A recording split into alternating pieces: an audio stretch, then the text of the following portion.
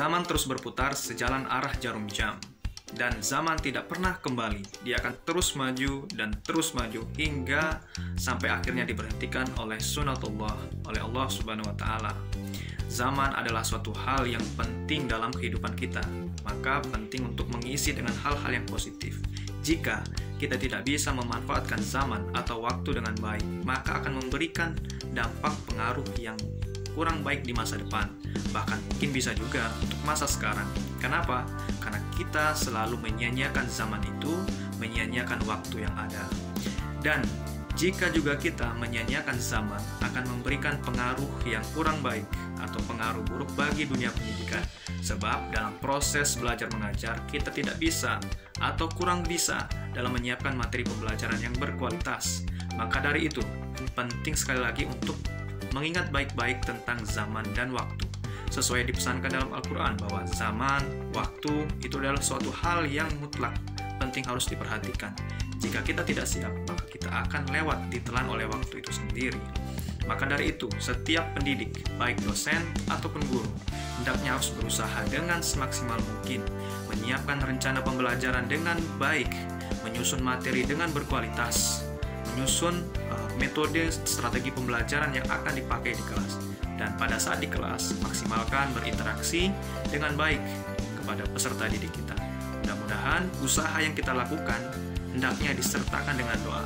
Mudah-mudahan mendapatkan berkah dan manfaat dan juga mencerdaskan kehidupan bangsa Indonesia. Halo, zaman juga berkaitan tentang masalah kesiapan kita ya, persiapan untuk membekali diri menjadi pribadi yang baik.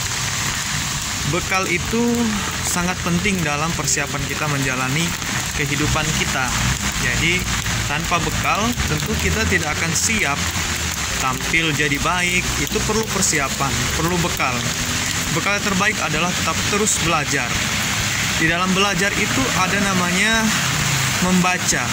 Jadi kita juga harus siap untuk terus mau membaca keadaan ya.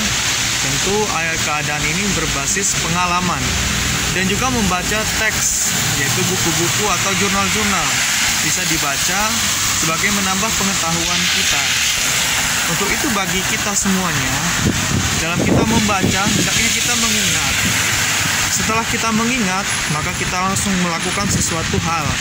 Ada take action, ada lakukan yang perubahan dari tiap kita membaca. Jadi ada perubahan dari hari ke hari. Hari ini harus lebih baik dari hari kemarin. Tentu ini menjadi perhatian buat kita bersama. Maka dari itu penting bagi kita bersama bahwa setiap orang, khususnya kita sebagai pendidik, guru ataupun dosen, membaca adalah suatu hal yang wajib. Sebab kita akan menyampaikan pengetahuan, ilmu kepada orang.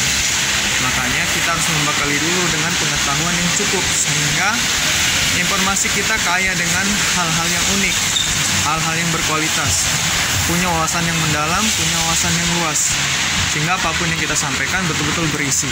Untuk itu tetap semangat dan mari kita manfaatkan, kita isi waktu dengan sebaik-baiknya.